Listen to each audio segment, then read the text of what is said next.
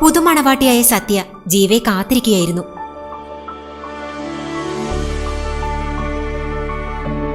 അപ്പോഴാണ് ജീവ ബാത്റൂമിൽ നിന്നും പുറത്തിറങ്ങി വന്നത്. ജീവയെ കണ്ടയുടനെ അവൾക്ക് അയാളോട് വളരെയധികം ഇഷ്ടം തോന്നി. അവനാണ് എന്റെ ജീവിത പങ്കാളിയെന്ന് അവൾ മനസ്സിൽ പറഞ്ഞു. ഇന്ന് ആദ്യ രാത്രിയിലാണ് അവൾ ജീവയെ ആദ്യമായി നേരിട്ട് കാണുന്നത്.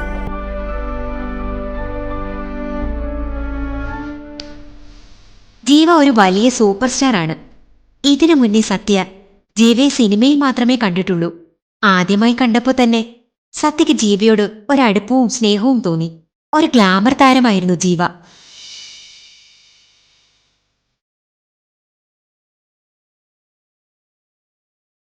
മിസ്റ്റർ ജീവ, ഇന്ന് നമ്മുടെ ഫസ്റ്റ് മീറ്റിംഗ് ആണ്. ചിരിച്ചുകൊണ്ട് സത്യ ജീവയോട് പറഞ്ഞു.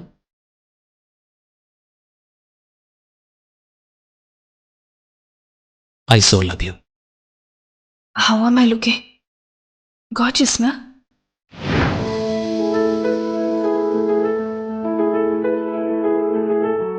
പക്ഷെ ജീവ മുറിയിലെ ലൈറ്റ്സ് ഓഫ് ആക്കുന്നു. എന്തിനാ നീ എന്നെ ഇങ്ങനെ ഹരാസ് ചെയ്യുന്നേ? Why? ഇതിനേക്കാളും വലിയ ഹരാസ്മെന്റ് ഞാൻ 8 വർഷങ്ങൾക്ക് മുൻപേ അനുഭവിച്ചതാണ്. 8 വർഷങ്ങൾക്ക് മുൻപ് നീ എന്നോട് ചെയ്ത ദ്രോഹം, അതിനു മുന്നിൽ ഇതൊന്നും ഒന്നുമല്ല.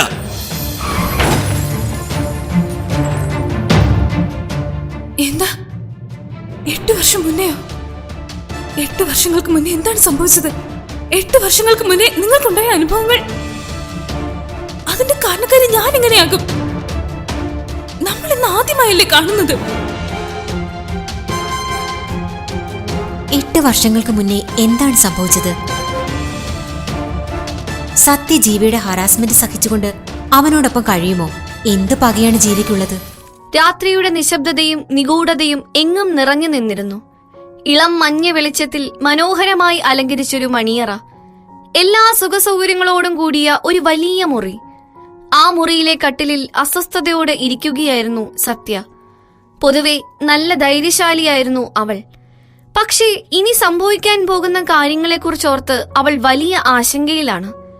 ചുണ്ടുകൾ കടിച്ചു പിടിച്ചുകൊണ്ട് അവൾ തന്റെ കണ്ണുകൾ കുളിമുറിയുടെ ഭാഗത്തേക്ക് പായിച്ചു.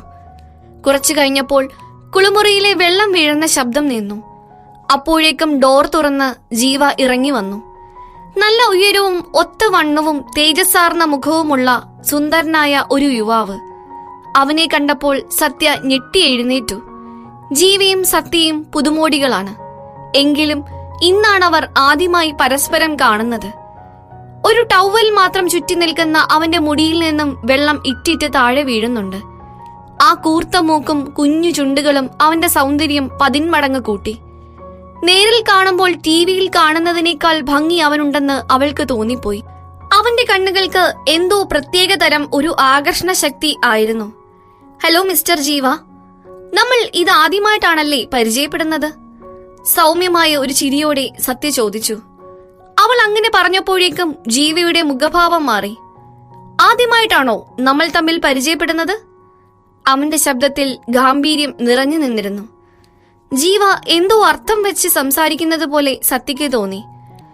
സത്യ, നമ്മുടെ കല്യാണക്കാര്യം പുറത്താരും അറിയുന്നതിനോട് എനിക്ക് തീരെ താല്പര്യമില്ല. കാരണം ഭാവിയിൽ ഇത് നമ്മുടെ ഡിവോഴ്സിനെ ബാധിക്കാൻ പാടില്ല. സത്യ ആശ്ചര്യപ്പെട്ടു നിന്നു. എല്ലാ അർത്ഥത്തിലും ഒന്നായി തീർന്നു നിമിഷങ്ങൾക്കകം തന്നെ അവൻ അവൾക്കെതിരെ തിരിയുകയാണോ? ഈ നിമിഷം തന്നെ ജീവ തന്നോട് ഇങ്ങനെ പറയുമെന്ന് അവൾ സ്വപ്നത്തിൽ പോലും ചിന്തിച്ചിരുന്നില്ല. അവൾ തന്റെ കൈകൾ കൊണ്ട് പുതപ്പിൽ മുറുക്കി പിടിച്ചുകൊണ്ട് അവളുടെ സങ്കടം തീർത്തു. ശരിയാണ്, ഈ കല്യാണം തന്നെ ഒരു ഡീലാണ്. അവൾക്ക് പണം വേണം, അവനൊരു കുഞ്ഞിനെയും. അതിന് ഈ കല്യാണം മറച്ചു വെക്കുന്നത് തന്നെയാണ് നല്ലതെന്ന് അവൾക്ക് തോന്നി. മിസ്റ്റർ ജീവ, നിങ്ങൾ പേടിക്കേണ്ട. ഞാൻ കാരണം നിങ്ങൾക്ക് ഒരു ബുദ്ധിമുട്ടും ഉണ്ടാവില്ല. ഒരു ദീർഘനിശ്വാസം എടുത്തതിനു ശേഷം അവൾ അവന് മറുപടി കൊടുത്തു. അവളെ മൈൻഡ് ചെയ്യാതെ തന്നെ ജീവ എഴുന്നേറ്റ് നേരെ ബാത്റൂമിൽ കയറി. ഒന്ന് ഫ്രഷായി ഡ്രസ്സ് മാറിയ ശേഷം അവൻ പുറത്തേക്ക് പോയി. അവന്റെ കാർ സ്റ്റാർട്ട് ചെയ്ത ശബ്ദം കേട്ടപ്പോഴാണ് അവൻ അവിടെ നിന്നും പോയി എന്ന് സത്യ തിരിച്ചറിഞ്ഞത്. ആദ്യ രാത്രിയിൽ തന്നെ കിടപ്പറയിൽ ഭാര്യയെ ഒറ്റയ്ക്കാക്കി പോയ ഒരു ഭർത്താവ്. അവൾ ഒരു നിമിഷത്തേക്ക് സ്തബ്ധയായി നിന്നു. യാഥാർത്ഥ്യത്തെ വീണ്ടെടുത്തുകൊണ്ട് അവൾ ആ ബെഡിൽ അങ്ങനെ ചുരുണ്ടുകൂടി കിടന്നു.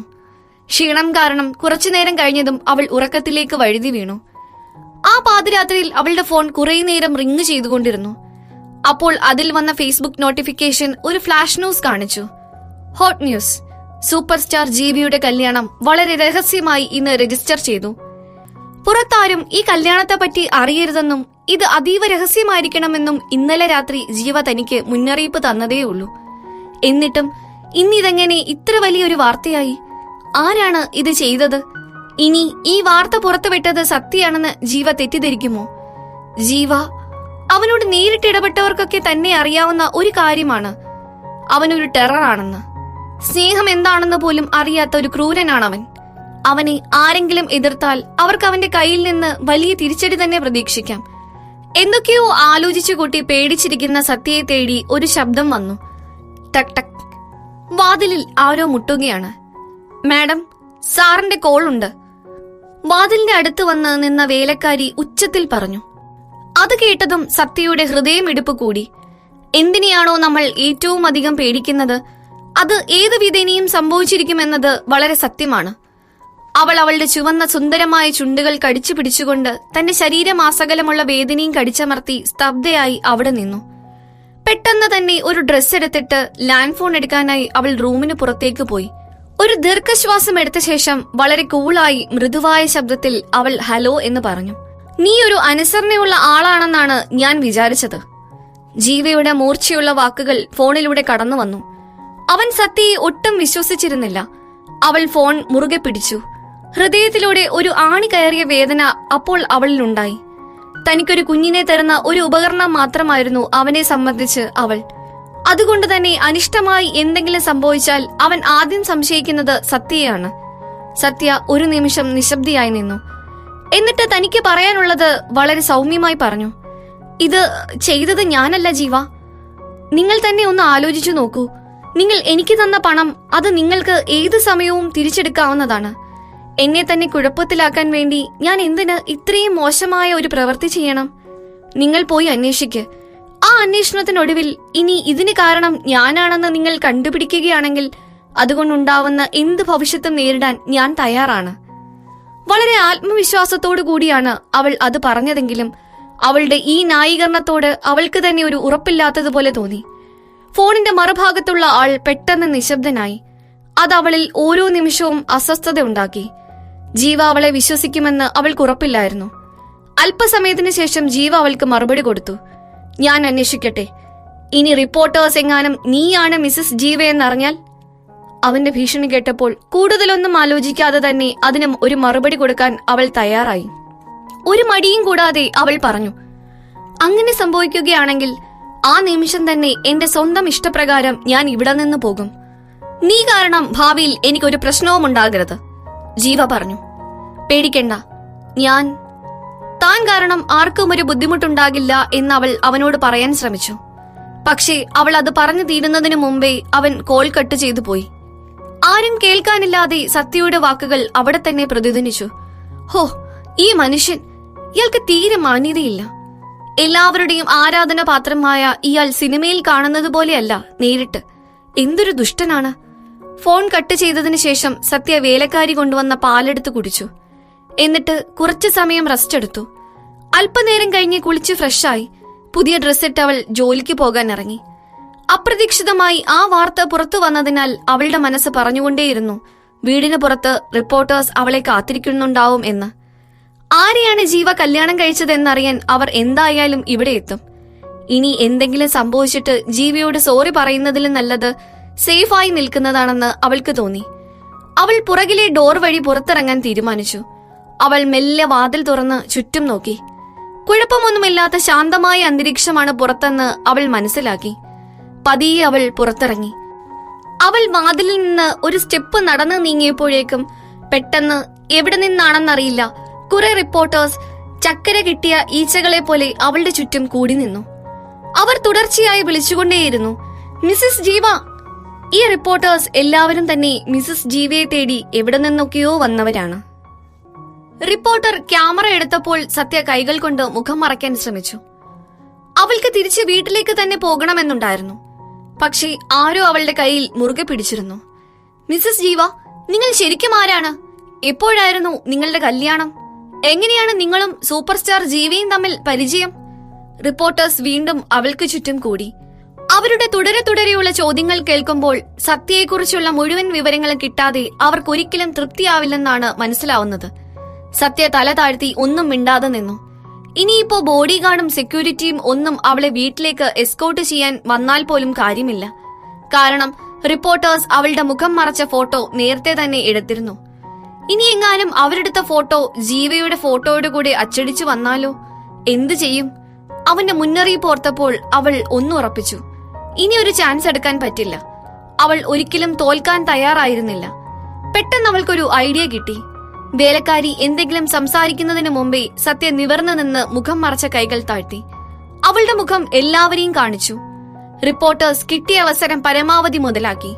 ഒട്ടും സമയം കളയാതെ അവർ അവളുടെ ഫോട്ടോ എടുക്കാൻ തുടങ്ങി.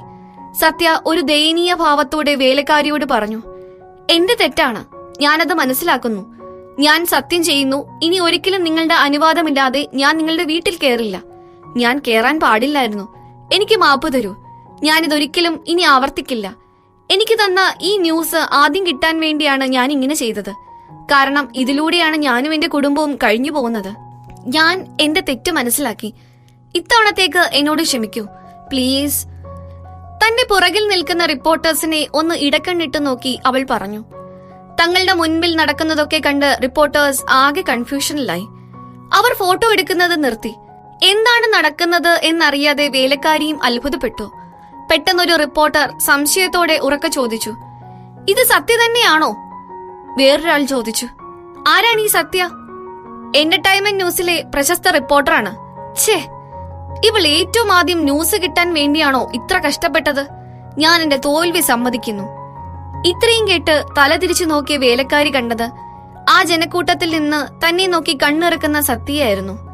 സത്യ തന്നോട് പറയാൻ ശ്രമിക്കുന്ന കാര്യം എന്താണെന്ന് മനസ്സിലാക്കിയ വേലക്കാരി അവിടെ ഉള്ളവരുടെ മുഖത്ത് നോക്കി പറഞ്ഞു, എല്ലാവരും ഒന്ന് പുറത്തു പോകൂ, അല്ലെങ്കിൽ വീട്ടിൽ അതിക്രമിച്ച് കയറിയതിന് നിങ്ങൾക്കെതിരെ എനിക്ക് കേസ് കൊടുക്കേണ്ടി വരും. കാര്യം പറഞ്ഞതിന് ശേഷം തിരിച്ചു നടന്ന അവൾ ഡോർ ലോക്ക് ചെയ്തു. ആ ഇരുമ്പ് വാതിലിലേക്ക് നോക്കി. സത്യ അവിടെ പുറത്തു നിന്നു. ഇന്നത്തെ ആ വേലക്കാരിയുടെ പ്രകടനം അവളെ ആകെ അമ്പരപ്പിച്ചിരുന്നു. സൂപ്പർ സ്റ്റാർ ജീവയുടെ വേലക്കാരിക്ക് വരെ നന്നായി അഭിനയിക്കാൻ അറിയാം. ആ കുരുക്കിൽ നിന്ന് എങ്ങനെയൊക്കെയോ രക്ഷപ്പെട്ട സത്യ ടാക്സി വിളിച്ച് നേരെ ന്യൂസ് ഏജൻസിയിലേക്ക് പോയി. പോകുന്ന വഴിക്ക് അവൾ ഡോക്ടർ ലക്ഷ്മിയെ കോൾ ചെയ്തു. ഹലോ ഡോക്ടർ, ഞാൻ സൂരജിന്റെ സിസ്റ്ററാണ്. അവന്റെ സർജറി എത്രയും പെട്ടെന്ന് ചെയ്യാൻ പറ്റുമോ ഡോക്ടർ? പണം റെഡിയാണ്. ഫോൺ കട്ടാക്കിയതിനു ശേഷം അവൾ അമ്പരപ്പോടെ പുറത്തേക്ക് നോക്കി നിന്നു. അവളുടെ മുഖത്തുണ്ടായ സന്തോഷവും സമാധാനവും പെട്ടെന്ന് തന്നെ സങ്കടത്തിലേക്ക് വഴിമാറി. അവൾക്ക് സ്വന്തമെന്ന് പറയാൻ ഈ ഭൂമിയിൽ അവളുടെ സഹോദരൻ മാത്രമേ ഉള്ളൂ. അതുകൊണ്ട് എങ്ങനെയായാലും അവൻ ജീവിച്ചേ പറ്റൂ. എല്ലാം സത്യ തന്നെ വേണം നോക്കാൻ. ഇപ്പോൾ കാര്യങ്ങളൊക്കെ നല്ല രീതിയിൽ തന്നെയാണ് പോയിക്കൊണ്ടിരിക്കുന്നത്. അതും മനസ്സിൽ വിചാരിച്ച് അവൾ ജോലിക്ക് പോകാൻ റെഡിയായി. അവൾ ഒരിക്കലും തോൽക്കാൻ തയ്യാറല്ല. ആർക്കും അവളെ തോൽപ്പിക്കാനും പറ്റില്ല. എന്നാൽ ന്യൂസ് ഏജൻസിയിൽ എത്തിയ അവളെ കാത്തിരുന്നത് മറ്റൊരു വലിയ പ്രശ്നമായിരുന്നു. അവളോട് അധികം ഇടപഴകാത്ത അവളുടെ ചീഫ് എഡിറ്റർ ഇന്നിതാ അവളെ നോക്കിച്ചിരിക്കുന്നു. അവൾ വിചാരിച്ചത് സത്യമാണ്. അയാൾക്ക് എന്തോ കാര്യം സാധിച്ചെടുക്കാനുണ്ട്. അയാൾ പറഞ്ഞു, സത്യ, നിങ്ങളല്ലേ ഈ കമ്പനിയിലെ ഏറ്റവും ഉത്തരവാദിത്തമുള്ള കഠിന പ്രയത്നിയായ ജീവനക്കാരി. ഞാൻ നിനക്ക് ഒരു അവസരം കൂടി തരട്ടെ. ഒരു പ്രധാന ന്യൂസിന്റെ ചുരുളഴിക്കണം, അതും എത്രയും പെട്ടെന്ന്. അതിനുവേണ്ടി നിങ്ങൾക്ക് എന്തും ചെയ്യാം. എങ്ങനെയെങ്കിലും ആരാണ് മിസ്സസ് ജീവ എന്ന് നിങ്ങൾ കണ്ടുപിടിക്കണം.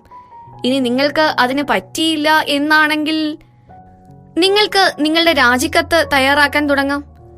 ഈ വാക്കുകൾ അവളെ ഒരുപാട് ആശയക്കുഴപ്പത്തിലാക്കി. ആകാശത്ത് നിന്നും വെടിയേറ്റ അവസ്ഥയായിരുന്നു അവൾക്കപ്പോൾ. അവൾ സങ്കടത്തിലായി. എന്താ ഇപ്പോൾ ചെയ്യുക? ശേഷം അവൾ ഫസ്റ്റ് ലവ് എന്ന സിനിമയുടെ സെറ്റിലെത്തി. സെറ്റിന് പുറത്ത് സത്യ മറ്റു മാഗസീനുകളിലെ റിപ്പോർട്ടേഴ്സിന്റെ കൂടെ നിൽക്കുകയായിരുന്നു. അവർ സൂപ്പർ സ്റ്റാർ ജീവിയെ പറ്റി ഓരോ പരദൂഷണം പറയുന്നത് കേൾക്കുകയായിരുന്നു സത്യ. ഇന്നലെ രാത്രി വീട്ടിൽ നിന്ന് സൂപ്പർ സ്റ്റാർ ജീവ പുറത്തിറങ്ങുന്ന ഫോട്ടോ ആരോ എടുത്തിട്ടുണ്ട്. ആദ്യ രാത്രി തന്നെ സ്വന്തം ഭാര്യയെ ഒറ്റയ്ക്കാക്കി പോയി അവൻ. ഇതിന്ന് തന്നെ മനസ്സിലാക്കാലോ അയാൾക്ക് ഭാര്യയെ തീരെ കാര്യമില്ലാന്ന്. സത്യമാണോ? ഞാൻ വിചാരിച്ചു സൂപ്പർ സ്റ്റാർ ജീവ ഈ കല്യാണം രഹസ്യമാക്കിയത് അവളോടുള്ള ഇഷ്ടക്കൂടുതൽ കൊണ്ടാണെന്ന്, അവളെ ഈ പബ്ലിക്കിൽ നിന്ന് സംരക്ഷിക്കാൻ വേണ്ടിയാണെന്ന്. ഇതൊക്കെ കേട്ട സത്യയ്ക്ക് കണ്ണുരുട്ടി നിൽക്കാനല്ലാതെ ഒന്നും പ്രതികരിക്കാൻ പറ്റിയില്ല. സംരക്ഷിക്കാനോ അയാൾക്ക് അവളോട് താല്പര്യമില്ലെന്ന് പറയുന്നതാവും കൂടുതൽ ശരി. അവൾ ഇന്നലെ രാത്രിയുണ്ടായ കാര്യമൊക്കെ പെട്ടെന്നൊന്ന് ഓർത്തെടുത്തു. തന്നോടുള്ള ജീവയുടെ പെരുമാറ്റം അവൾക്ക് വളരെ വിചിത്രമായി തോന്നി. അവളോട് തീരെ താല്പര്യമില്ലാഞ്ഞിട്ടും എന്തുകൊണ്ടായിരിക്കും അവളെ തന്നെ അയാൾ ഇതിനുവേണ്ടി തിരഞ്ഞെടുത്തത്? ആരോ വന്ന് തന്റെ കൈകളിൽ തട്ടിയപ്പോഴാണ് സത്യ സ്വപ്നലോകത്തിൽ നിന്നും തിരിച്ചു വന്നത്.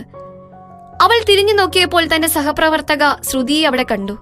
വല്ലാത്തൊരു മുഖഭാവത്തോടെ അവൾ സത്യയുടെ അടുത്തേക്ക് വന്നു.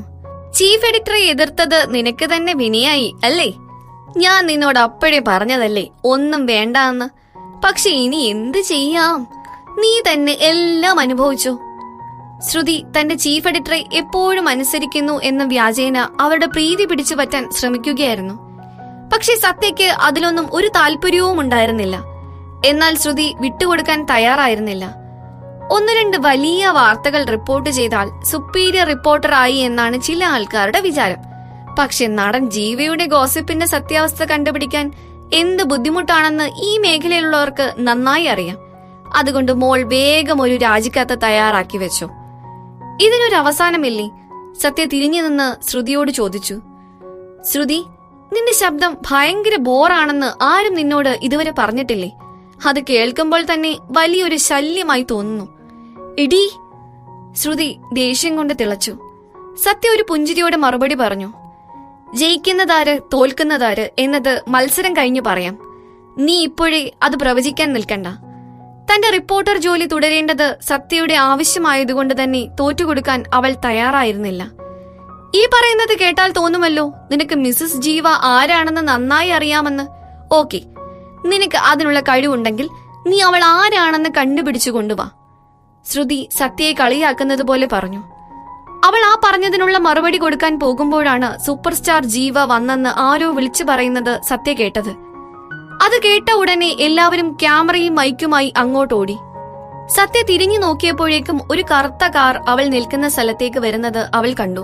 അങ്ങനെ ആശ്വസിച്ചു നിൽക്കുന്ന സമയത്താണ് സത്യയുടെ പിറകിൽ നിന്നും ആരോ അവളെ പിടിച്ച് തള്ളിയത്.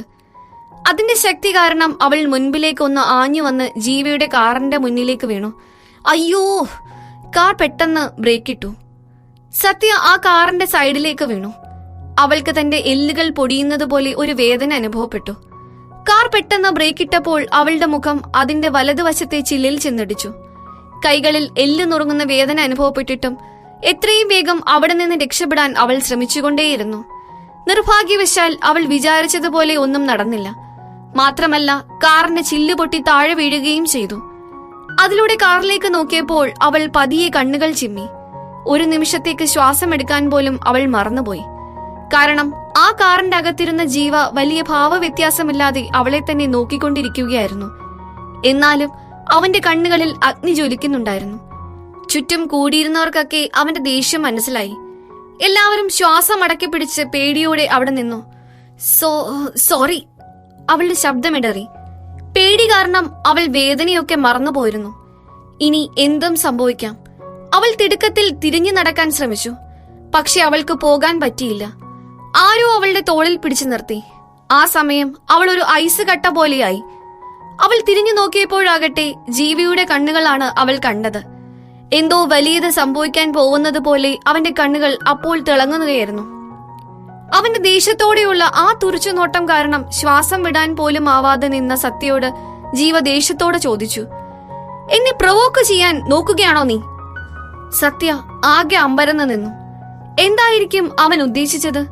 താനാണ് മിസസ് ജീവ എന്ന് എല്ലാവരെയും അറിയിച്ച് അവനെ ഭീഷണിപ്പെടുത്താനാണ് അവൾ ഇവിടെ വന്നത് എന്നാവും അവൻ വിചാരിച്ചിട്ടുണ്ടാവുക. അല്ലെങ്കിൽ ഇതിനെപ്പറ്റി എന്തെങ്കിലും ചർച്ച നടത്താൻ? അല്ല, ഞാൻ അങ്ങനെയൊന്നും ചിന്തിച്ചിട്ട് പോലുമില്ല. ഞാൻ അവന്റെ തെറ്റിദ്ധാരണ മാറ്റണമെന്ന് അവൾ ആഗ്രഹിച്ചു. എന്താണ് സംഭവിച്ചതെന്ന് വിശദീകരിക്കാൻ അവൾ ശ്രമിച്ചു. അപ്പോഴാണ് തങ്ങളുടെ ചുറ്റുമുള്ള ക്യാമറ കണ്ണുകളെ അവൾ ശ്രദ്ധിച്ചത്. അവളുടെ വായിൽ നിന്ന് എന്താണ് വരുന്നതെന്നറിയാൻ വേണ്ടി റിപ്പോർട്ടേഴ്സ് എല്ലാവരും വളരെ ശ്രദ്ധാപൂർവം കാത്തിരിക്കുകയാണെന്ന് മനസ്സിലാക്കി അവൾ കൂടുതലൊന്നും അപ്പോൾ പറയാൻ നിന്നില്ല. മിസ്റ്റർ ജീവ, നിങ്ങൾ എന്നെ വല്ലാതെ തെറ്റിദ്ധരിച്ചിരിക്കുകയാണ്. എനിക്ക് നിങ്ങളെ പ്രകോപിപ്പിക്കാൻ യാതൊരു ഉദ്ദേശവുമില്ല. നിങ്ങളെ ഇന്റർവ്യൂ ചെയ്യാൻ എന്റെ ചീഫ് എഡിറ്റർ പറഞ്ഞതനുസരിച്ചാണ് ഞാൻ ഇവിടെ വന്നത്.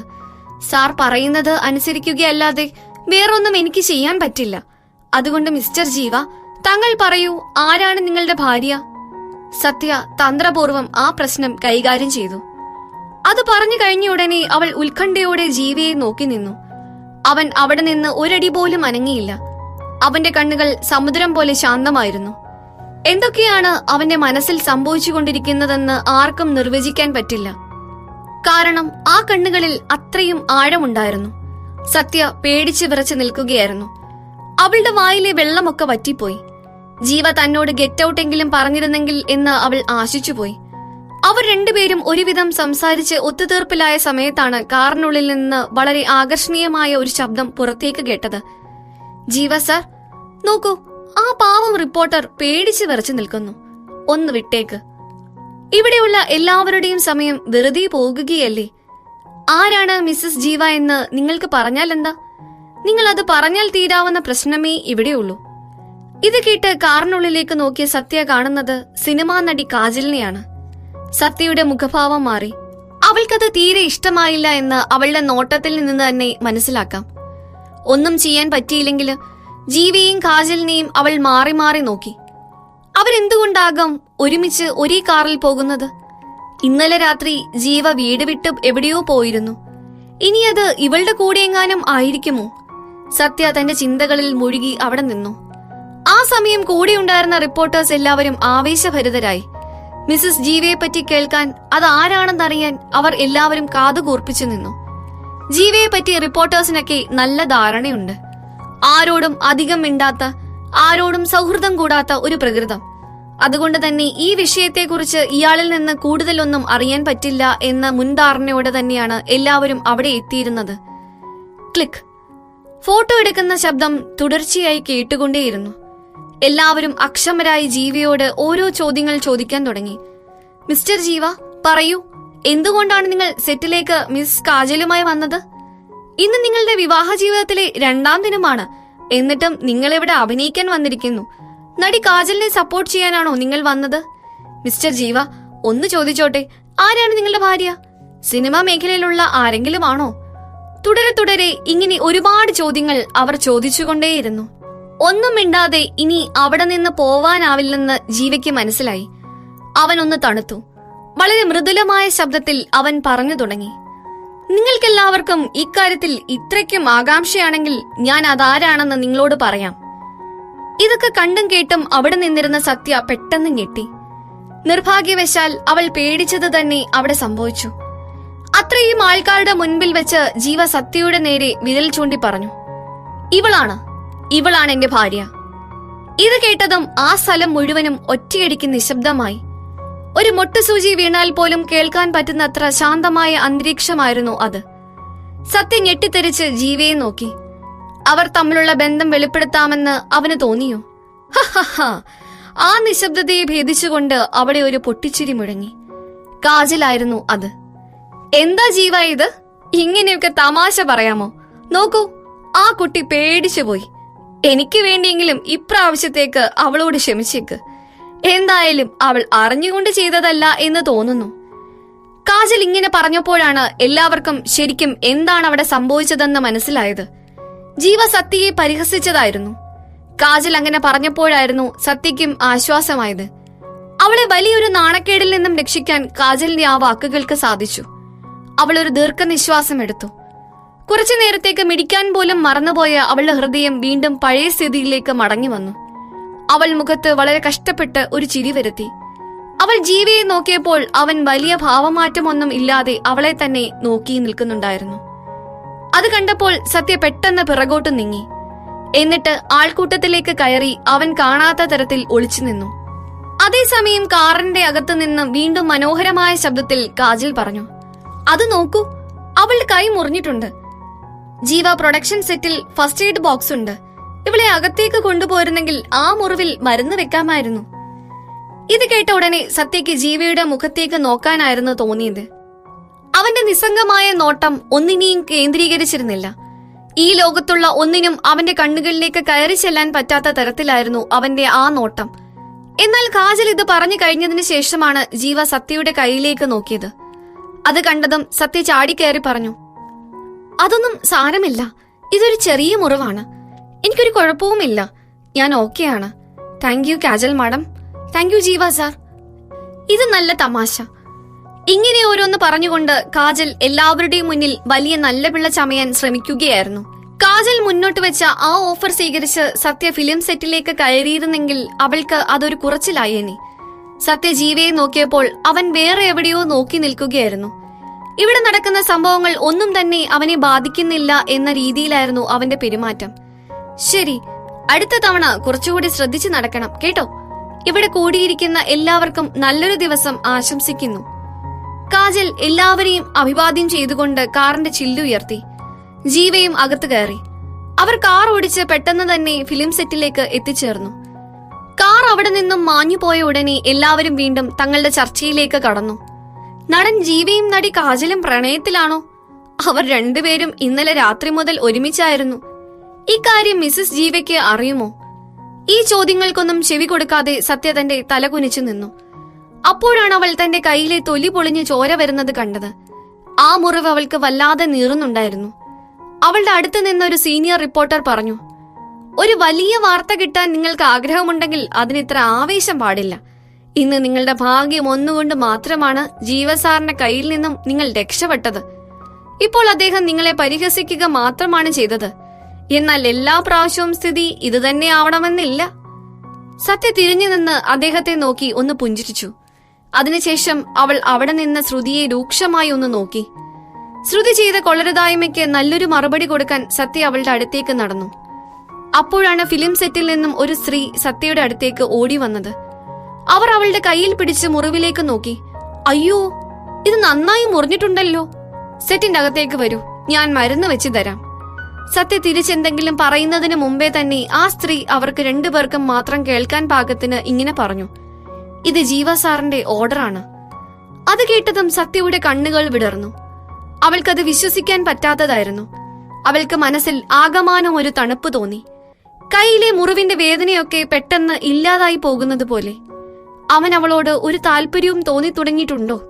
അവൾ നേരത്തെ വിചാരിച്ചിരുന്നത് പോലെ ഒട്ടും മനുഷ്യത്വമില്ലാത്ത ഒരു വ്യക്തിയല്ല അവനെന്ന് അവൾക്ക് ഇപ്പോൾ മനസ്സിലായി.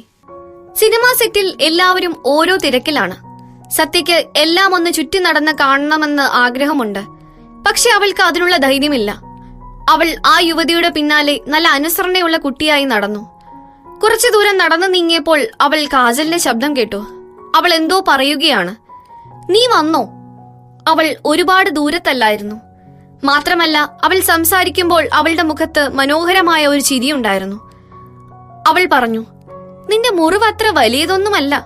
എന്നാലും ശ്രദ്ധിച്ചില്ലെങ്കിൽ നാളെ ഇതിന്റെ പാട് മാറാതെ അവിടെ തന്നെ കിടക്കും. ഇവിടേക്ക് വന്നതുകൊണ്ടുണ്ടായതല്ലേ. അതുകൊണ്ട് ഞാൻ തന്നെ നിന്നെ നിർബന്ധിച്ച് സെറ്റിലേക്ക് വരുത്തി മരുന്നിട്ട് തരാൻ പറഞ്ഞതാണ്. അവൾ കാരണമാണ് തനിക്ക് ഇവർ മരുന്നിടുന്നത് എന്ന് മനസ്സിലാക്കിയപ്പോൾ സത്യയുടെ മുഖഭാവം മാറി. ദുഷ്ടനായ അയാളെ ഒരു നിമിഷമെങ്കിലും സ്നേഹമുള്ള വ്യക്തിയായി അവൾ സങ്കല്പിച്ചിരുന്നു. അതൊക്കെ ഒറ്റ നിമിഷം കൊണ്ട് ദാ തകർന്നുപോയി. ഇതിപ്പോ കാജൽ അപേക്ഷിച്ചതുകൊണ്ട് മാത്രമാണ് സത്യയെ മരുന്ന് വെക്കാൻ വേണ്ടി ഇവർ സെറ്റിനുള്ളിലേക്ക് വിളിപ്പിച്ചത്. എല്ലാ ചിന്തകളും മാറ്റി ചിരിച്ചുകൊണ്ട് അവൾ കാജലിനോട് തന്റെ നന്ദി അറിയിച്ചു. Thank you miss kajal. ഇതൊക്കെ ഇത്ര കാര്യമായി എടുക്കാനുണ്ടോ? ഒരു നല്ല ഫ്രണ്ട് ചെയ്യുന്നതേ ഞാനും ചെയ്തുള്ളൂ. പെട്ടെന്ന് ആ ഡ്രസ്സിംഗ് റൂമിലേക്ക് പോയിക്കോളൂ. അവിടെയാണ് ഫസ്റ്റ് എയ്ഡ് കിറ്റ് ഉള്ളത്. സത്യ ഡ്രസ്സിംഗ് റൂമിലേക്ക് നടന്നു നീങ്ങി. കാജലാകട്ടെ അവിടെ തന്നെ വേരുറച്ചതുപോലെ നിന്നു. അവൾ നേരത്തെ ഉണ്ടായ സംഭവങ്ങളെപ്പറ്റി ചിന്തിച്ച് കാട് കയറുകയായിരുന്നു. ജീവാവന്റെ അസിസ്റ്റന്റിനെ വിളിച്ച് സത്യയെ ഇങ്ങോട്ട് കൊണ്ടുവരാൻ പറയുന്നതും അവളുടെ മുറിവിൽ മരുന്ന് വെക്കാൻ പറയുന്നതുമൊക്കെ അവളും കേട്ടിരുന്നു. സൂപ്പർ സ്റ്റാർ ജീവ അങ്ങനെ ആരോടും അധികം അടുപ്പം കാണിക്കാത്തവനാണ്. ആരോടും മിണ്ടാൻ പോലും താല്പര്യം കാണിക്കാറില്ല. പിന്നെ എന്തുകൊണ്ടായിരിക്കും ഈ റിപ്പോർട്ടറിന് മാത്രം ജീവ ഇത്രയധികം പരിഗണന കൊടുക്കുന്നത്? സത്യയെ അങ്ങോട്ട് കൊണ്ടുവന്ന സ്ത്രീയുടെ പേര് രാധ എന്നായിരുന്നു. ഒരു ഒഴിഞ്ഞ മുറിയിലേക്കായിരുന്നു അവർ അവളെ കൊണ്ടുവന്നത്. പെട്ടെന്ന് രാധയ്ക്ക് മറ്റെന്തൊക്കെയോ തിരക്കുകൾ വന്നു. അവൾക്ക് എത്രയും പെട്ടെന്ന് അവിടെ നിന്നും പോകേണ്ട ആവശ്യമുണ്ടായിരുന്നു. അതുകൊണ്ട് സത്യയ്ക്ക് തന്നെത്താൻ അവളുടെ മുറിവിൽ മരുന്നിടേണ്ടി വന്നു. സത്യ സ്വയം മുറിവിൽ മരുന്ന് വെച്ചു. നല്ല വേദനയുണ്ടായിരുന്നു. അതിനുശേഷം അവൾ ഒരു ബാൻഡേജ് ഇട്ടു. മരുന്ന് വെച്ചതിനു ശേഷം അവൾ ജനാലയ്ക്കടുത്തേക്ക് പോയി. അവൾ ആകെ ബോറടിച്ചിരിക്കുകയായിരുന്നു. അവൾ ജനാലയിലൂടെ പുറത്തുള്ള സിനിമാ സെറ്റിലേക്ക് നോക്കി നിന്നു. അവളുടെ കണ്ണുകൾ ഒരാളെ മാത്രം തേടിക്കൊണ്ടിരുന്നു.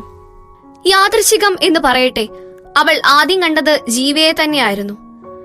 അവൾ ഇപ്പോൾ നിൽക്കുന്ന റൂമിനടുത്തേക്കാണ് നടന്നു വരുന്നത്. കൂടെ ഒരു മാനേജറും കുറച്ച് ബോഡി ഗാർഡ്സുമുണ്ട്.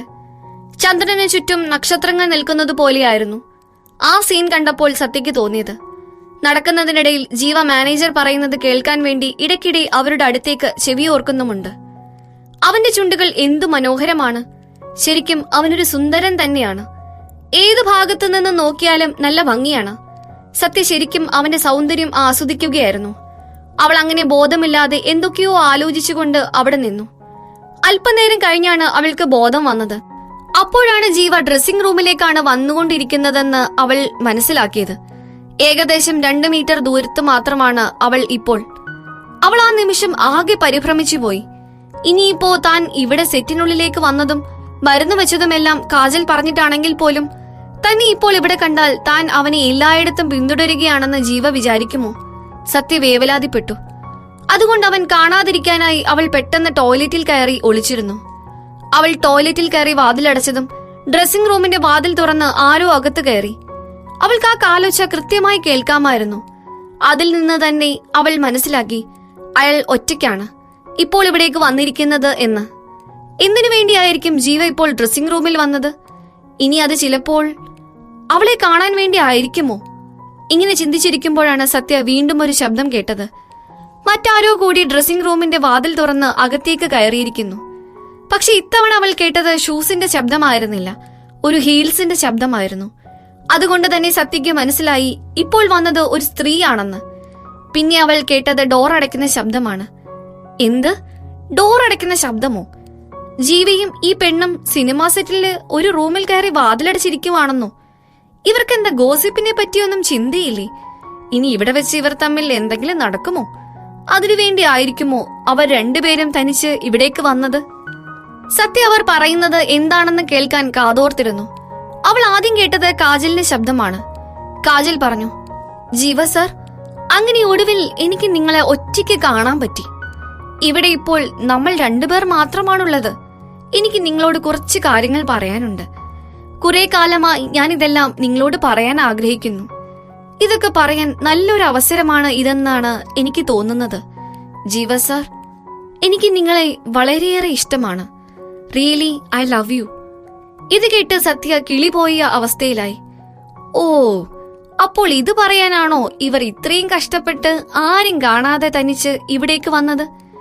അപ്പോൾ ഇവർ തമ്മിൽ നേരത്തെ തന്നെ ഇഷ്ടത്തിലായിരുന്നില്ലേ? അങ്ങനെയാണല്ലോ തനിക്ക് തോന്നിയത്. അവർ എന്താണ് ചെയ്യുന്നതെന്നറിയാൻ സത്യ മെല്ലെ ഡോർ തുറന്ന് ആ ഗ്യാപ്പിലൂടെ അവിടേക്ക് എത്തി നോക്കി. കാജൽ അവിടെ നിൽക്കുകയായിരുന്നു. അതേസമയം ജീവ സോഫയിൽ ഇരിക്കുകയാണ്. എന്നത്തെയും പോലെ ഇന്നും ജീവയുടെ മുഖത്ത് പ്രത്യേകിച്ചൊരു ഭാവമാറ്റമില്ല. പക്ഷെ അവന്റെ ആ കണ്ണുകൾ പെട്ടെന്ന് സത്യ നിന്നിരുന്നിടത്തേക്ക് തിരിഞ്ഞു. ആ നിമിഷം സത്യ പേടിച്ചരണ്ട മാൻപേടയെ പോലെയായി. അവളുടെ കൈകൾ വിറയ്ക്കാൻ തുടങ്ങി. ആ വെപ്രാളത്തിൽ അവൾ ഡോർ ശക്തിയായി വലിച്ചടച്ചു. ഡും. ആരാണത്? കാജൽ ചോദിക്കുന്നത് സത്യ കേട്ടു. തന്റെ കൈകൾ രണ്ടും മുറിച്ചു കളയാൻ വരെ സത്യയ്ക്ക് അന്നേരം തോന്നി. ഇത് നശിച്ച നേരത്താണാവോ ജീവിയുടെ പ്രതികരണം കാണാൻ അവൾക്ക് വാതിൽ തുറക്കാൻ തോന്നിയത്? എന്തെങ്കിലും ആകട്ടെ, അവന്റെ കണ്ണുകളിൽ നിന്ന് ഒരു കാര്യം വ്യക്തമാണ്. ടോയ്ലറ്റിൽ ആരോ ഉണ്ടെന്ന് അവന് മനസ്സിലായിരിക്കുന്നു. വാഷ്റൂമിൽ ആരോ ഉള്ളത്? ആരാണെങ്കിലും ഇപ്പോൾ തന്നെ പുറത്തേക്ക് വരണം. കാജൽ അത് പറഞ്ഞു നിർത്തിയപ്പോഴേക്കും വാഷ്റൂമിന്റെ ഡോർ പതുക്കെ തുറന്ന് അതിനകത്ത് നിന്നും സത്യ ഇറങ്ങി വന്നു. ആ നിമിഷം തന്നെ താനൊന്ന് അപ്രത്യക്ഷമായി പോയിരുന്നെങ്കിലെന്ന് അവൾ മനസ്സിൽ ആത്മാർത്ഥമായി പ്രാർത്ഥിച്ചു. നമസ്കാരം കാജൽ മാഡം. നമസ്കാരം ജീവ സർ. അപ്പോൾ ഞാൻ മെല്ലെ അങ്ങോട്ട് നടക്കട്ടെ? നിങ്ങൾ സംസാരം തുടർന്നുകൊള്ളൂ. ശരി, ഞാൻ വരട്ടെ. വളരെ വിനയപൂർവ്വം ഇത്രയും പറഞ്ഞുകൊണ്ട് സത്യ അവിടെ നിന്നും എങ്ങനെയെങ്കിലും ഒന്ന് രക്ഷപ്പെടാൻ ശ്രമിച്ചു. താൻ ഒന്ന് അവിടെ നിന്നി. അവിടെ നിന്നും പുറത്തേക്ക് ഇറങ്ങാൻ ശ്രമിക്കുന്ന സത്യയെ കാജൽ തടഞ്ഞു. ഞങ്ങൾ തമ്മിൽ സംസാരിച്ചത് എവിടെ വരെ നീ കേട്ടു? പേടിക്കേണ്ട കാജൽ മാഡം, നിങ്ങൾ പറഞ്ഞ കാര്യങ്ങൾ ഒന്നും ഞാൻ കേട്ടില്ല. സത്യ വളരെ നിഷ്കളങ്കമായി മറുപടി പറഞ്ഞു. പക്ഷെ കാജലിന് അവളെ അങ്ങനെ വെറുതെ വിടാൻ ഭാവമുണ്ടായിരുന്നില്ല. എനിക്ക് നിന്നെ തീരെ വിശ്വാസമില്ല. നീ പറഞ്ഞത് സത്യമാണെന്ന് എനിക്ക് കൂടി തോന്നണ്ടേ? അതിന് ഞാൻ ഇപ്പോൾ എന്താ ചെയ്യുക? കാജൽ സത്യയോട് നല്ല ദേഷ്യത്തിൽ തന്നെ ചോദിച്ചു.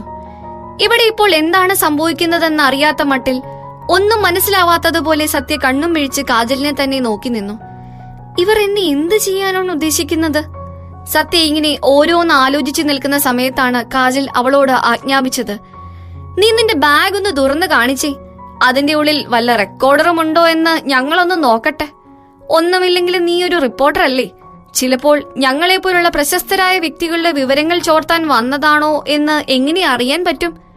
സത്യ അത് കേട്ട് ഞെട്ടി. എന്ത്, ബാഗ് പരിശോധിക്കാനോ? ഇവളുടെ സംസാരം പരിധി കടക്കുന്നുണ്ട്. കാജൽ പറഞ്ഞത് ഇഷ്ടപ്പെടാത്ത രീതിയിൽ സത്യ പുരികം ചുളിച്ചു. സത്യ താൻ പറഞ്ഞതനുസരിക്കാതെ നിൽക്കുന്നത് കണ്ടപ്പോൾ കാജലിന്റെ ദേഷ്യം ഇരട്ടിച്ചു. അവൾ കൈകെട്ടി നിന്ന് സത്യയോട് വീണ്ടും പറഞ്ഞു, പെട്ടെന്ന് ബാഗ് തുറന്നു കാണിക്കൂ. ഇനി നിനക്ക് ഞാൻ പറഞ്ഞതനുസരിക്കാൻ ബുദ്ധിമുട്ടുണ്ടെങ്കിൽ ജീവ പറയും നിന്നോട്. ഞങ്ങൾ തമ്മിലുള്ള ബന്ധത്തിന്റെ പുറത്ത് ഞാൻ എന്തെങ്കിലും പറഞ്ഞാൽ ജീവ അതെന്തായാലും ചെയ്യും, അല്ലേ ജീവ? അത് കേട്ടപ്പോൾ സത്യ ജീവയെ ഒന്ന് നോക്കി. പക്ഷെ അവനാണെങ്കിൽ ഇതൊന്നും കേൾക്കാത്തതുപോലെ മാനത്തേക്ക് നോക്കിയിരിക്കുന്നുണ്ടായിരുന്നു. കാജൽ പറഞ്ഞതൊക്കെ വെറുതെയാണെന്ന് തിരിച്ചറിയാൻ അവന്റെ ആ മുഖഭാവം തന്നെ മതിയായിരുന്നു. ആരോട് എന്ത് എപ്പോൾ എങ്ങനെ പറയണമെന്ന് ഈ കാജലിനറിയില്ല. മറ്റുള്ളവരെ വേദനിപ്പിക്കുന്ന രീതിയിലുള്ള സംസാരം മാത്രമേ എപ്പോഴും ഇവളുടെ വായിൽ നിന്നും വരൂ. അവൾക്ക് നല്ലൊരു മറുപടി കൊടുക്കണമെന്ന് സത്യ വിചാരിച്ചു. പിന്നെ അവൾ അത് വേണ്ടെന്ന് വെച്ചു. വെറുതെ എന്തിനാ ഓരോ പ്രശ്നമുണ്ടാക്കുന്നത് എന്ന് വിചാരിച്ച സത്യ ഒന്നും മിണ്ടാൻ പോയില്ല. സത്യ അവിടെ ഉണ്ടായിരുന്ന ഒരു മേശയുടെ മുകളിൽ തന്റെ ബാഗ് വെച്ചിട്ട് അതിന്റെ അകത്തുണ്ടായിരുന്ന എല്ലാ സാധനങ്ങളും പുറത്തേക്ക് എടുത്തു വെച്ചു. ഇതാ എന്റെ ബാഗിന്റെ ഉള്ളിലുള്ള സാധനങ്ങൾ. ഇതിൽ നിങ്ങൾ ഉദ്ദേശിച്ചതുപോലെ ഒന്നും തന്നെ ഇല്ല. ഇപ്പൊ മനസ്സിലായില്ലേ ഞാൻ കള്ളം പറഞ്ഞതല്ല എന്ന്? കാജൽ മേശയുടെ മുകളിൽ നിരത്തി വെച്ചിരുന്ന സാധനങ്ങൾ എല്ലാം ഒന്ന് എടുത്തു നോക്കി. പക്ഷേ സംശയിച്ചതുപോലെ ഒന്നും തന്നെ അതിലുണ്ടായിരുന്നില്ല. ഇനിയെങ്കിലും എനിക്ക് ഇവിടെ നിന്നും പോകാമോ മാഡം? പുറത്തേക്ക് എടുത്തിട്ട സാധനങ്ങൾ ബാഗിൽ തിരിച്ചെടുത്ത് വെക്കുന്നതിന്റെ ഇടയിൽ അവൾ ചോദിച്ചു. കാജൽ അപ്പോൾ ജീവയുടെ മുഖത്തേക്ക് നോക്കി. വലിയ ഭാവമാറ്റമൊന്നുമില്ലെങ്കിലും അവന്റെ മുഖത്ത് സങ്കടമൊന്നും ഉണ്ടായിരുന്നില്ല. പക്ഷെ കാജലിന്റെ മുഖത്ത് സത്യ നിരപരാധിയാണെന്ന് തെളിഞ്ഞതിലുള്ള സങ്കടം തെളിഞ്ഞു കിടപ്പുണ്ടായിരുന്നു. ജീവയ്ക്ക് പൊതുവെ ഈ മീഡിയക്കാരെ ഇഷ്ടമില്ല എന്ന് കാജലിന് നന്നായിട്ടറിയാം. പോരാത്തതിന് ഇവളാണെങ്കിൽ ജീവിയുടെ കാറിന്റെ മുന്നിലേക്ക് എടുത്തു ചാടി അതിന് ചില്ല് തകർത്തിട്ട് നിൽക്കുകയാണ്. എന്നാലും ഇവൻ ഇവളെ ഫിലിം സെറ്റിന്റെ അകത്തേക്ക് വിളിച്ചു വരുത്തി മുറിവിന് മരുന്ന് വെക്കാൻ പറഞ്ഞല്ലോ. അത്രയ്ക്ക് ദയുള്ളവനൊന്നുമല്ല ഈ ജീവ. ഇനി വേറെ വല്ല ഉദ്ദേശമുണ്ടോ ഇവന്? ഇങ്ങനെ ചിന്തിച്ചുകൊണ്ട് നിൽക്കുന്ന സമയത്ത് പെട്ടെന്ന് കാജലിന്റെ മുഖത്ത് ക്രൂരമായ ഒരു ചിരി വിരിഞ്ഞു. മീഡിയക്കാരുടെ കയ്യിൽ രഹസ്യ ക്യാമറകൾ ധാരാളം ഉണ്ടാവുമെന്ന് ഞാൻ കേട്ടിട്ടുണ്ടല്ലോ. അവരുടെ ഡ്രസ്സിൽ എവിടെയെങ്കിലും അത് പിൻ ചെയ്ത് വെച്ചിട്ടുണ്ടാവും. നീ തെറ്റൊന്നും ചെയ്തിട്ടില്ല എന്ന് ഞങ്ങൾ വിശ്വസിക്കണമെങ്കിൽ ഉടനെ തന്നെ നീ നിന്റെ ഡ്രസ് എല്ലാം അഴിച്ചു മാറ്റണം. സത്യം ഞെട്ടിത്തെറിച്ചുകൊണ്ട് തലയുയർത്തി കാജലെ നോക്കി. ഡ്രസ് അഴിക്കാനോ? നിങ്ങൾ ചെയ്യുന്നത് നിയമവിരുദ്ധമായ ഒരു കാര്യമാണ്. സത്യ ഉടനെ മറുപടി കൊടുത്തു. നിയമവിരുദ്ധമോ? അങ്ങനെയാണെങ്കിൽ ഇവിടെ നിന്ന് ഇറങ്ങിയതിനു ശേഷം നീ കൊണ്ടുപോയൊരു കേസ് കൊടുക്ക്. എന്തൊരു സ്വഭാവമാണ്! ഇവളൊക്കെ ഒരു സ്ത്രീ തന്നെയാണോ? സത്യയ്ക്ക് വല്ലാതെ ദേഷ്യം വന്നു. ഒരിക്കൽ കൂടി അവൾ ജീവയെ നോക്കി. കാര്യങ്ങൾ ഇത്രയും എത്തിയ സ്ഥിതിക്ക് അവൻ ഇത്തവണയെങ്കിലും എന്തെങ്കിലും പ്രതികരിക്കാതിരിക്കില്ല എന്നവൾ വിചാരിച്ചു. ജീവ എന്തായാലും കാജലിനെ തടയുമെന്ന് അവൾ പ്രതീക്ഷിച്ചു. പക്ഷെ അവളുടെ പ്രതീക്ഷകളെല്ലാം തെറ്റിച്ചുകൊണ്ട് ജീവ ഒന്നും തന്നെ പറഞ്ഞില്ല. അവൻ മുഖമൊന്നുയർത്തി അവർ ഇരുവരെയും നോക്കി. ഇപ്പോൾ ജീവ തനിക്ക് വേണ്ടി സംസാരിക്കുമെന്ന് സത്യ വിചാരിച്ചപ്പോഴേക്കും അവൻ ഇങ്ങനെ പറഞ്ഞു. ഇവൾ എവിടെയെങ്കിലും എന്തെങ്കിലും ഒളിപ്പിച്ചു വെച്ചിട്ടുണ്ടെങ്കിൽ അത് നമുക്ക് കണ്ടുപിടിക്കണം. അതിനിവളെ പരിശോധിക്കേണ്ടത് അത്യാവശ്യമാണ്. ഇതുകൂടി കേട്ടപ്പോഴേക്കും സത്യയ്ക്ക് ദേഷ്യം നിയന്ത്രിക്കാൻ പറ്റിയില്ല. അവൾ തന്റെ മുഷ്ടി ചുരുട്ടിപ്പിടിച്ച് അവിടെ നിന്നു. അവളുടെ കണ്ണുകൾ കോപത്താൽ ചുവന്നു. അവൾക്കറിയാം താൻ അയാളുടെ കയ്യിലെ ഒരു അടിമയാണെന്ന കാര്യം. എന്നാലും ഇത്രയൊക്കെ തന്നോട് ചെയ്യാൻ മാത്രം താൻ എന്ത് തെറ്റാണ് അയാളോട് ചെയ്തത്? പക്ഷേ അവൾക്ക് പ്രതികരിക്കാനാവുമോ? ഒരു നിമിഷം അവളുടെ സുഖമില്ലാതിരിക്കുന്ന സഹോദരനെ പറ്റി ആലോചിച്ചപ്പോൾ അവൾക്ക് പ്രതികരിക്കാൻ തോന്നിയില്ല. തന്റെ ദേഷ്യവും അമർഷവും എല്ലാം കടിച്ചമർത്തി ദൂരേക്ക് നോക്കി അവൾ പറഞ്ഞു, ശരി, എങ്കിൽ നിങ്ങൾ എന്നെ പരിശോധിച്ചോളൂ. അവൾ അത് പറഞ്ഞ് കഴിഞ്ഞതും ഡ്രസ് ഊരിമാറ്റാൻ ആരംഭിച്ചു. ഇത് കണ്ട കാജൽ ഞെട്ടി അവളോട് ചോദിച്ചു, നീ എന്താണ് ഈ ചെയ്യുന്നത്? സത്യ പരിഹാസത്തോടെ ചിരിച്ചുകൊണ്ട് പറഞ്ഞു, നിങ്ങൾ തന്നെയല്ലേ എന്നോട് ഡ്രസ്സ് മാറ്റാൻ ആവശ്യപ്പെട്ടത്? കാജൽ ഒരു ഞെട്ടലോടെ ജീവിയെ ചൂണ്ടിക്കാണിച്ചുകൊണ്ട് പറഞ്ഞു, നിന്റെ തൊലിക്കെട്ടി ഞാൻ സമ്മതിച്ചു തന്നിരിക്കുന്നു. നിനക്ക് തീരെ നാണമില്ലേ ജീവസാറിന്റെ മുന്നിൽ നിന്ന് ഇങ്ങനെയൊക്കെ ചെയ്യാൻ? ഇതിൽ ഇത്രയും നാണിക്കാൻ എന്തിരിക്കുന്നു? സത്യ ജീവിയെ നോക്കി ഒന്ന് ചിരിച്ചു. നിന്റെ ജീവസാർ ഇതെല്ലാം നേരത്തെ തന്നെ കണ്ടതാണ് അല്ലേ? അവൾ അവരെ പ്രകോപിപ്പിക്കാൻ വേണ്ടിയാണ് അങ്ങനെ പറഞ്ഞത്. ഇത് കേട്ട കാജൽ ഞെട്ടിപ്പോയി. അവൾ ചോദിച്ചു, എന്താ എന്താ നീ പറഞ്ഞത്? ഞാൻ എന്താണോ പറയാൻ ഉദ്ദേശിച്ചത് അത് തന്നെയാണ് ഞാൻ പറഞ്ഞത്. ഇങ്ങനെ പറഞ്ഞതിന് ശേഷം സത്യ അവളുടെ കഴുത്തിലുണ്ടായിരുന്ന സ്കാർഫ് ഊരി തറയിലേക്ക് വലിച്ചെറിഞ്ഞു. വരൂ, വന്നെന്നെ പരിശോധിക്കൂ, സത്യ അവരോട് പറഞ്ഞു.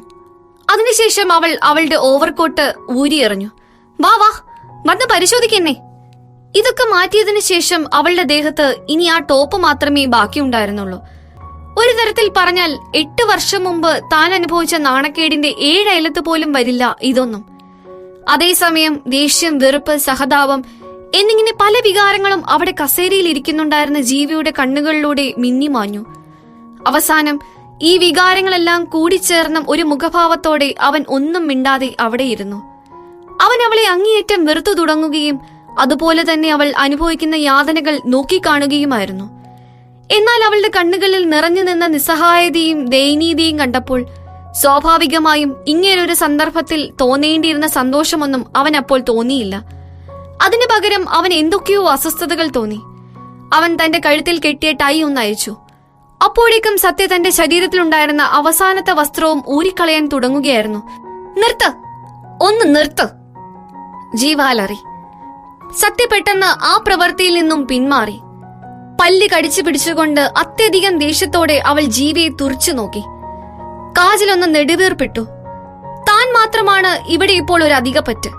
ആ മുറിയിലെ അപ്പോഴത്തെ അന്തരീക്ഷം അവൾക്കത് മനസ്സിലാക്കി കൊടുത്തു.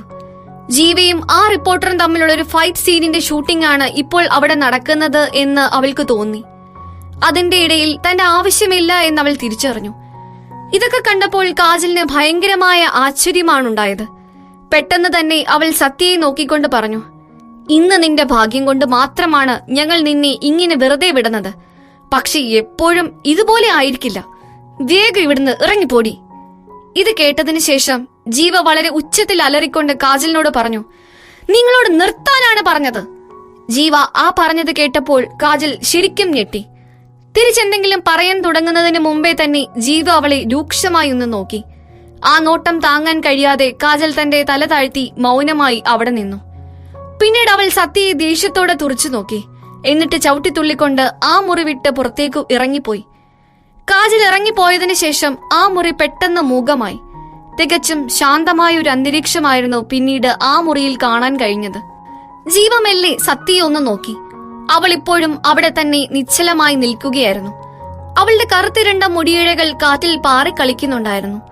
ആ കറുത്ത മുടിയും വെളുത്ത ചർമ്മവും തമ്മിൽ ചേരുമ്പോൾ അവളുടെ ഭംഗി കുറെ കൂടി വർദ്ധിച്ചതായി ജീവയ്ക്ക് തോന്നി. എന്നാൽ തന്നിലെ ആ മാറ്റം തിരിച്ചറിഞ്ഞപ്പോൾ അവനൊരു കാര്യം മനസ്സിലായി. ഇനിയും ഇതിങ്ങനെ തുടർന്നു കൊണ്ടുപോയാൽ തനിക്ക് തന്നെ പിടിച്ചു നിർത്താൻ സാധിക്കില്ല എന്ന സത്യം. അവൻ അസ്വസ്ഥതയോടെ ദൂരേക്ക് നോക്കിക്കൊണ്ട് അവിടെ നിന്നും എഴുന്നേറ്റ് സത്യയുടെ അടുത്തേക്ക് നടന്നു. അവന്റെ ആ ഒത്ത ശരീരത്തിന്റെ മുന്നിൽ നിൽക്കുമ്പോൾ സത്യ വളരെ ചെറുതാണെന്ന് തോന്നിപ്പോകുന്നു. അവന്റെ അടുത്ത് നിൽക്കുമ്പോൾ തനിക്ക് ചുറ്റും ഏതോ ഒരു സംരക്ഷണ കവചമുള്ളതുപോലെ അവൾക്ക് തോന്നി. അവൾ അവനെ തന്നെ നോക്കി അവിടെ നിന്നു. മിസ്റ്റർ ജീവ, തനിക്ക് എന്നോട് എന്തെങ്കിലും പ്രശ്നമുണ്ടോ? വളരെയധികം അസ്വസ്ഥതയോടെ അവൾ അവനോട് ചോദിച്ചു. ഇന്നലെ രാത്രി മുതൽ ജീവ തന്നോട് എന്തോ പ്രതികാരം ചെയ്യുന്നത് പോലെ അവൾക്ക് തോന്നിയിരുന്നു. അവനോടത് ചോദിക്കണമെന്ന് അവൾ വിചാരിച്ചിരുന്നു. പിന്നെ എന്തോ അത് വേണ്ട എന്ന് വെച്ചു. പക്ഷെ ഇത്രയും സംഭവങ്ങൾ ഇവിടെ നടന്നതിന് ശേഷവും അത് ചോദിക്കാതിരിക്കുന്നത് ശരിയല്ല എന്ന് അവൾക്ക് തോന്നി. അവളുടെ ആ ചോദ്യം കേട്ടപ്പോൾ അവൻ ഒന്ന് ചിരിച്ചു. ആ മുറിയിൽ നിന്ന് പുറത്തേക്ക് കടക്കാൻ വേണ്ടി ജീവ വാതിലിന്റെ അടുത്തേക്ക് നടന്നു.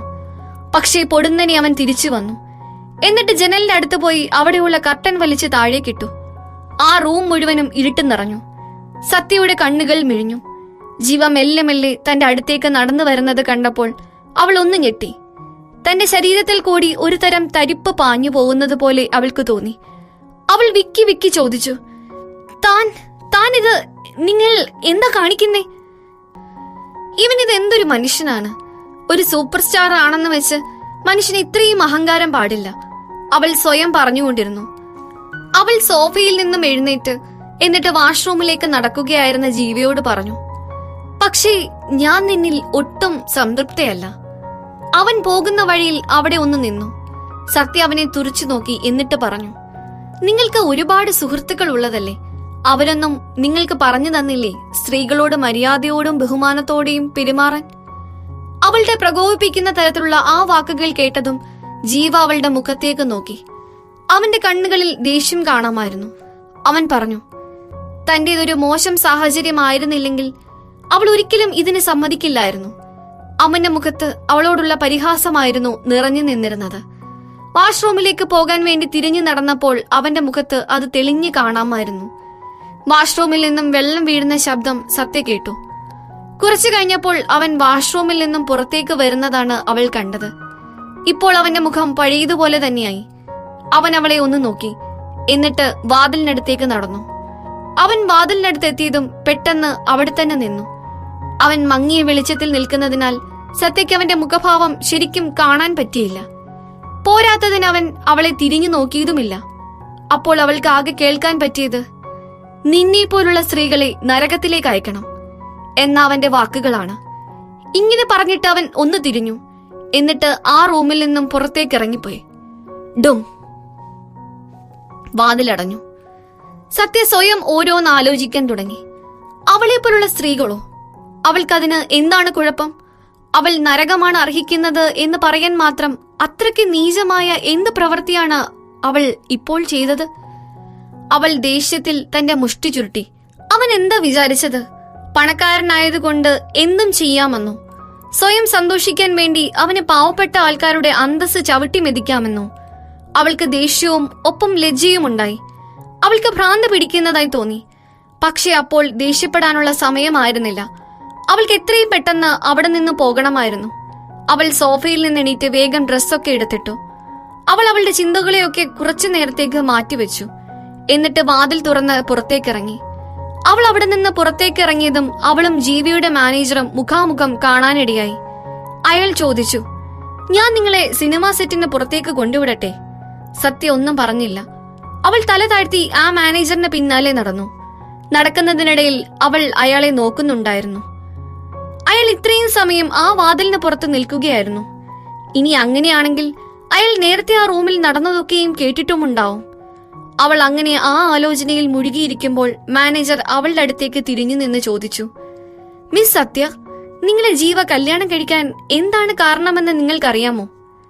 കടുത്ത ആലോചനയിലായിരുന്ന സത്യയുടെ ശ്രദ്ധ പെട്ടെന്ന് ഇതിലേക്ക് മാറി. അവൾ അയാളെ തന്നെ നോക്കി അവിടെ നിന്നു. എന്നിട്ട് അവൾ ചോദിച്ചു, എന്തുകൊണ്ടാണ്? ഈ കഥ തുടർന്ന് കേൾക്കുന്നതിനായി ഇപ്പോൾ തന്നെ പോക്കറ്റ് FM ആപ്പ് ഇൻസ്റ്റാൾ ചെയ്യൂ. Link in description.